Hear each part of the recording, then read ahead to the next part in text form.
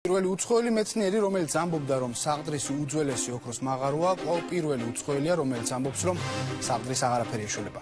აფეთქებიდან 4 თვის შემდეგ თომას შტოლნერს, ეკა ქადაგიშვილი და დავით კაკულია შეხვდნენ გოსკვიტუმის ევროტური. ამჯერად გერმანიიდან ნახეთ, როგორი მუზეუმი შეიძლებოდა აშენებულიყო საყდრისში.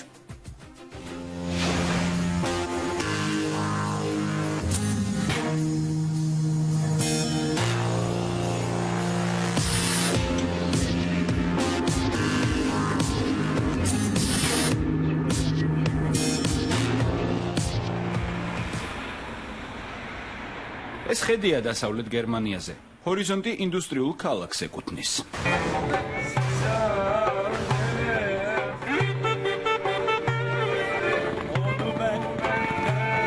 ეს ქალაქი დორტმუნდია. აქაური მაცხოვრებლების უმეტესობა ყოფილი მაღაროელია. ან ფეხბურთის ფანი. დორტმუნდის ბორუსიას აქ ყველგან ეთაყვანებიან. ამიტომ ქალაქს ორი სიმბოლო აქვს. ფეხბურთი და სამთო მრეწველობა. რაღაცის გაიდეალიზება არ მიყვარს. ეს არის საუკეთესო და ამის იქით არაფერი არ არის, ასე არ ვიტყვი. მე რაც მომცა გერმანიაში ცხოვრებამ არის რაღაც შინაგანი სიმშვიდე, ანუ პირადად მე რაც მომცა, თავისუფლების შეგრძნება, გამბედაობა უფრო, ანუ უფრო მეტი გავბედე, ვიდრე ვთქვათ საქართველოში გავბედავდი. დორტმუნდი საუნივერსიტეტო ქალაქიც არის და აქ ერთ ქართველს შევხვდი. რა შეიძლება მიაღწიოს გერმანიის ამ ნაწილში ჩამოსულმა ემიგრანტმა?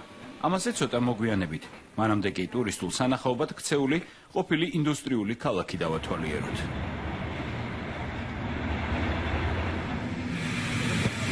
სამთო მრეწველობამ გერმანიის ამ ნაწილში მეცნიერული სახე მიიღო. დორტმუნდიდან 10 წუთის სავალზე ქალაქი ბოხუმია. გერმანიაში ცნობილი სამთო მუზეუმითა და კვლევითი ცენტრით. აქ ბოლო 10 წელია იკვლევენ იმას, რაც საქართველოს კულტურული მემკვიდრეობაა. Შეიძლებოდა თუ არა, რომ ასეთი მუზეუმი საყდრისის მომავალი ყოფილიყო და სად არის ლაბორატორია, სადაც დაამტკიცეს, რომ საყდრისი ოქროს მართლაც შეიცავს, რომლის შედეგებსაც ქართველი მეცნიერების ერთი ნაწილი მუდმივად ეჭვის ქვეშ აყენებს. საყდრისის ოქროს კვალდაკვალ ქალაქ ბოხუმში ჩამოვედით და ამ კითხვებზე პასუხს აქ მოვისმენთ. ბოხუმის სამთო მუზეუმს წელიწადში 9 მილიონამდე ვიზიტორი ჰყავს. მუზეუმი მე-19 საუკუნის მაღაროებზე დგას და ეს სიძველე ტურისტულ სანახაობად არის ქცეული. სანამ მიწის ქვეშ ჩავალთ, მუზეუმის დირექტორი პირადად გვათვალიერებინებს იმ უძველეს ტექნოლოგიებს, რომლითაც ქვანახშირს ამ მხარეში მოიპოვებდნენ. ეს ყველაფერი აქვე დამზადებული მაკეტებით არის აღდგენილი.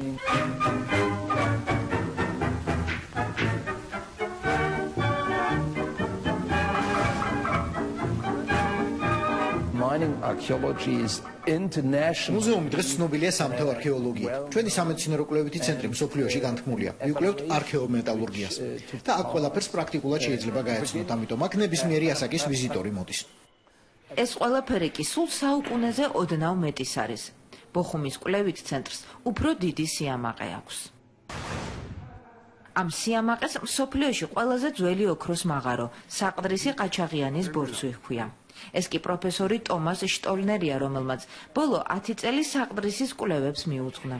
შევხვდით იქ, სადაც თურმე საყდრისის შესახებ ბოხუმის მუზეუმში მუდმივ ექსპოზიციას ამზადებენ და სადაც ოქროს მოპოვების უძველესი მეთოდები იქნება აღდგენილი.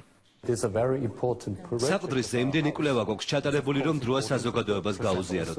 მართალია არტეფაქტები საქართველოშია, მაგრამ გვაქვს კვლევის შედეგები, სამგანზომილებიანი გამოსახულებები. ვაკეთებთ ფილმს დოკუმენტურ მასალებზე დაყრდნობით. მართალია საყდრისი ყაჩაღიანის მხოლოდ მეოთხედი გავთხარეთ, მაგრამ მოსაყოლის საკმარისზე მეტი გვაქვს. საყდრისის აფეთქებიდან 4 თვეში ტომას შტოლნერი ჩვენთან ინტერვიუში მომხდარს პირველად აფასებს. აფეთქებას არ მოელოდა, რადგან გასულ წელს კერძო კომპანიასთან RMG და სახელმწიფოსთან მოლაპარაკებებში პირადად იყო ჩართული. რა რეაქცია გქონდათ, როდესაც აფეთქების შესახებ გაიგეთ? რა თქმა უნდა, ძალიან დამწყდა გული. იქ იმდენი წელი ვიმუშავეთ. ვფიქრობ, საყდრისის განადგურება საკუთარი სახლის განადგურების ტოლფასია. მესმის ქვეყნის ეკონომიკური ინტერესის, მაგრამ ხომ შეიძლებოდა ჯერ დაგვესრულებინა კვლევა, ძეგლი ბოლომდე შეგვესწავლა და შემდგომ დაპატრონებოდა კერძო კომპანია. ბოხუმის სამეცნიერო კვლევით ცენტრში საყდრისის გარშემო კვლევა გრძელდება. თუმცა მანამდე მუზეუმის კიდევ ერთი ნაწილი უნდა დავათვალიერო. შეიძლება არის რომ მართლა ქვევით ჩადიხარ, მაგრამ წარმოიდგენთ რომ ეხლა ერთ ადგილას ვდგავართ რეალურად. უბრალოდ ასეთი შეგრძნება, ასეთი სიმულაცია გაკეთებული. მაინტერესებს როგორ აქციეს ძველი მაღაროები ტურისტულ სანახაობად. აქაურობა კარგი მაგალითია იმისთვის, რომ წარმოვიდგინოთ, როგორ მუზეუმად შეიძლებოდა ქცეულიყო საყდრისის პრეისტორიული მაღაროები. ჯერ გაჩვენებთ იმ ტექნიკას, რომლითაც გათხარეს ეს გვირაბები.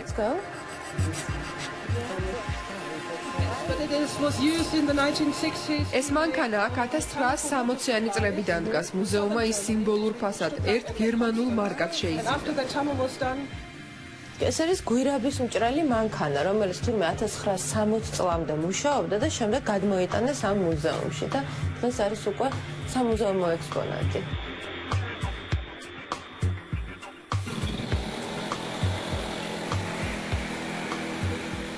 გვირაბში ტურისტული ჯგუფები გვხვდებიან.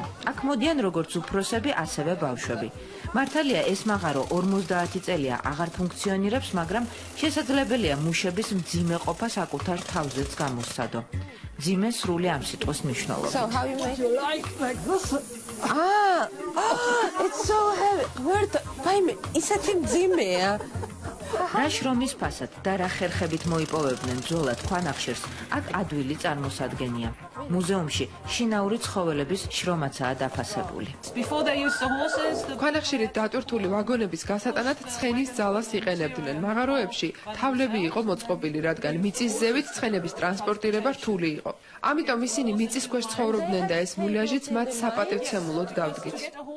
ხარხნები გადაიქცა მუზეუმად მაგალითად და ნებისმიერ ადამიანს შეუძლია ჩავიდეს ამ მუზეუმში და გამოცადოს როგორი იყო მღვიმეში მუშაობა ადამიანებისთვის და ჩემთვის ძალიან ემოციური იყო, როცა ვნახე ცხოველები მაგალითად გერმანელებმა შეძლეს რომ რაღაც წინასწარ დაენახათ ის პროცესი, რომელიც უნდა გაევლოთ. რუსუდან გაფრინდაშვილი 5 წელია ბოხუმში ცხოვრობს. დორტმუნდის უნივერსიტეტში კი დისერტაციაზე მუშაობს. მისი კვლევის ობიექტები ის ემიგრანტები არიან, რომლებიც მაღაროებში სამუშაოდ გერმანიაში ჩამოდიოდნენ, თუმცა გერმანიის ამ ინდუსტრიულ მხარეში იპოვა ის, რისი კეთებისთვისაც მოწოდებული იყო. ვიფიქრე, რომ რაღაცა რა არის ისეთი, რისი კეთებისთვისაც მე გავჩნდი. საბავშვო ლექსებისა და ზღაპრების წერა რუსუდანის მთავარი საქმე გახდა. ერთი გამოსცა 2 წიგნი მოამზადა გამოსაცემად და მთავარი გმირი ჟირაფი მისი თავგადასავლის მთავარი პერსონაჟია. რაღაცაზე რომ ფიქრობ შემოქმედებითად, რაღაც თითქოს ეს გმირი სადღაც არსებობს უკვე და ეს ნაწარმოები თვითონ სადღაც არსებობს და რაღაც მოდის შენთან და შენ შეგიძლია გადმოსცე მე. მისმა ზღაპრებმა ოკეანეც გადასერა. წიგნები ამერიკაში ცნობილ მაღაზია Barnes & Noble-ის თაროზე ძდევს. რუსუდანი დღეს ამბობს, რომ ამ ყველაფრის მიღწევა საქართველოში გაუჭირდებოდა. დასავლეთ ევროპის ამ ნაწილში უამრავი ახალი შესაძლებლობების კარი მისთვის ფართოდ გაიღო. დღეს აღარ არის ისე, რომ ვიღაცაზე ხარ დამოკიდებული, რომ შენი წიგნი ოღონდ გამოსცენ. შენ თვითონ შეგიძლია ყველაფერი გააკეთო. დორტმუნდში ბავშვებიც ასევე ზღაპარევით ისმენენ ისტორიებს იმ ადამიანთა შესახებ, ვინც წარსულში აქ ქვანახშირს მოიპოვებდა.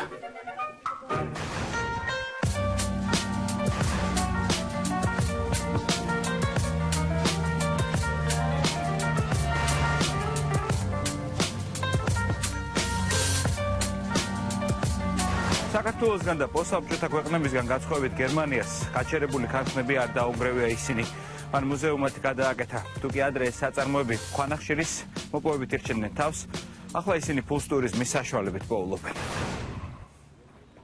ძველი ქარხნის ახალ სიცოცხლეზე მუზეუმის დირექტორი გვესაუბრება. გვაჩვენებს იმ ყოფის დეტალებს, სადაც მუშები მუშაობდნენ. როგორ ინახავდნენ ტანსაცმელს. რა ეცვათ? Seit wann aufnehmen? Man schickt die Blumen schon am frühen Morgen, das Küssen kannst du bei Nacht besorgen. როგორ გამოიყურებოდა მათი ფილტვები რენტგენზე? ექსპოზიციაში ძველი საპირფარეშოც კიდევ ხვდა. ეს მიწისქვეშა საპირფარეშო იყო. წარმოიდგინეთ ეს რომ ივსებოდა მუშები რიგრიგობით თავად ასარიელებდნენ. აკაურობის დათვალიერებისას ხვდები გერმანელებს დასაკარგად არაფერი ემეტებათ. ისტორიის ის ნაწილიც კი, რომელიც არც ისე ძველი. სულ ერთი საუკუნის არის და სადაც თითოეული ნახშირის ქვასაც კი ისტორიული ღირებულება აქვს. დაუბრუნდეთ ბოხუმში, სადაც წლის ბოლოს საყდრისის შესახებ გამოფენა მზად უნდა იყოს. ამისთვის მუზეუმთან ახლოს სამეცნიერო კვლევით ცენტრში უნდა გადავინაცვლოთ. აქ ყველგან რაღაც ხდება. საყდრისის სამგანზომილებიან გამოსახულებაზე ფელიქსმა და გერომ იმუშავეს. ამბობენ, რომ ეს გამოსახულებაც გამოფენის ნაწილი გახდება. ფელიქსი და გერო პოლიციამ იმ დროს დააპატიმრა, როდესაც საყდრისის აზომვებზე მუშაობდნენ. დაკითხეს და გამოუშვეს, მაგრამ მას შემდეგ კერძო კომპანიამ იქ მუშაობა აუკრძალა. დღეს მაინც ეამაყებათ, რომ მოასწრეს და ეს ელექტრონული ინფორმაცია ისტორიას შემოუნახეს. This is the documentation of ამ ინფორმაციის საფუძველზე შეგვიძლია გავაანალიზოთ რა მოცულობის ოქროა ამოღებული საყდრისიდან. შეგვიძლია გამოვიანგარიშოთ რა რაოდენობის მადანი იყო შიგნით. დღეს ეს ნაწილი აღარ არსებობს. სამუდამოდ განადგურდა. სამწუხაროდ არ ვიცით, შიდა ნაწილი რა მდგომარეობაშია. Last time in 2013 თანამედროვე მაღაროელებმა იძულებით მუშაობა შეგვაწყვეტინეს. ბოლოს 2013 წელს ვიმუშავეთ და ლაზერული სკანერით შიდა სივრცე ავზომეთ. პოლიცია მაშინ განყოფილებაში წაგვიყვანა და ჩვენება ჩამოგვართვა, თითქოს დანაშაულით ჩავიდინეთ. კვლევით ცენტრს აქვს სახელოსნოს, სადაც გამოფენებისთვის მაკეტებსა და მოდელებს ამზადებენ. გერო გვაჩვენებს, როგორი იქნება ის კინოდარბაზი, სადაც ვიზიტორი საყდრისის შესახებ მომზადებულ ფილმსაც იხილავს. yeah, this is built შეხედეთ, კინოთეატრს საყდრისის მაღაროს ფორმა ექნება. შიგნით კი ეკრანი განთავსდება და მუზეუმის სტუმრები საყდრისის 10 წლიან ისტორიას იხილავენ. ფილმში საყდრისის აფეთქების ისტორია რჩება. არა და გერმანულ მხარეს ამ პროექტზე ბოლო 10 წელიწადში $1,000,000 ევრომდე აქვს დახარჯული. განსაკუთრებით დიდი ფულადი რესურსი ლაბორატორიულ კვლევებს მოხმარდა. ეს ის სივრცეა, სადაც უკვე აფეთქებული საყდრისის კვლევა გრძელდება. მორიც ჯანსენი ყაჩაღიანის ბორცვიდან წამოღებული მასალით საყდრისის ოქროს გეოქიმიურად იკვლევს. გვაჩვენებს კვლევის იმ ეტაპებს, რომელიც საქართველოსდან ჩამოტანილმა მასალებმა ამ ლაბორატორიაში უკვე არაერთხელ გაიარა. ის რომ ამ მასალებში ოქრო ამას ყალი უკვე აღარ გაუვა. ეს დამტკიცებული ფაქტია. აი ეს წვრილი ნაწილაკები ოქროა. ამ ელექტრონული მიკროსკოპით ახლა ოქროს შემადგენლობას ვიკვლევთ და გსურს გეოქიმიურად დავადასტუროთ მისი ხასიათი. ანუ რა შემადგენლობის არის მადანი. შემდეგი ეტაპი ის არის, რომ მადანს ვამსხვრევთ იმ მეთოდით, როგორც ამას უძველესი მაღაროელები აკეთებდნენ. ოქროს მინარევებისგან ვაცალკევებთ. ამ ნაწილაკებს სპეციალურ კონტეინერში ვანთავსებთ და მიკროსკოპით ვაკვირდებით. აი ეს თეთრი ნაწილაკები ოქროა. ანალიზის შედეგად კი ვხედავთ, რომ მადანი 91% ოქროსგან, 18 კი ვერცხლისგან შედგება. ეს იზოტოპური ანალიზის კამერაა. აქ ჰაერი მიკრობებისგან სუფთა უნდა იყოს, რადგან ოქროდან ტყუის გამოყოფა ხდება. აქ ჩატარებული ქიმიური ანალიზი მადნის გეოლოგიურ თარიღს ადგენს. ამ აპარატს მასტექტომეტრი ჰქვია. ოქროს სინჯები 1000-ჯერ დიდდება და ლაზერის წერტილოვანი დასხივებით ოქროს სტრუქტურულ შრეებად დანახვაა შესაძლებელი. მოკლედ, რთულია არ დაიჯერო იმ გზის, რომელსაც საყდრისის ოქრო ამ ლაბორატორიაში გადის. ეს არის ტექნოლოგიები, რომლებიც საქართველოში არასდროს არსებობდა. ამიტომაც ტომას შტოლნერი ამბობს, რომ იმ სამეცნიერო არგუმენტებს, რომ საყდრისი უძველესი ოქროს მაღაროა, წყალი არ გაუვა. უბრალოდ გული წყდება, რომ ძეგლის აფეთქების გამო სამომავლო კვლევებს პერსპექტივა არ აქვს. პოლიტიკური კუთხით თუ შევხედავთ, გასაგებია, რატომ მიმდინარეობდა კამპანია საყდრისის მნიშვნელობის დასაკნინებლად, მაგრამ მეცნიერული კუთხით დღემდე არც ერთი პროფესიონალური საწინააღმდეგო არგუმენტი არ მომისმენია. ყველა დაინტერესებულ მხარეს შეგვეძლო კომპრომისის მოძებნა, მაგრამ ამისთვის მოდერატორი სახელმწიფო უნდა ყოფილიყო. სამწუხაროდ დავინახე, რომ ამის სურვილი საქართველოს მთავრობამ არ გამოთქვა. ბოხუმის სამთო მუზეუმს და კვლევით ცენტრს საყდრისმა საერთაშორისო ასპარეზზე გაუთქვა სახელი. ქართულ-გერმანული ექსპედიცია დღეისთვის არსებული მასალებით კვლევას განაგრძობს. წლის ბოლოსთვის გამოფენაც მზად უნდა იყოს. გამოდის, რომ ქართველებმა ისევ დავიგვიანეთ. დავიგვიანეთ მაშინაც კი, როდესაც საქმე საკუთარი კულტურული მემკვიდრეობის დაცვას ეხება.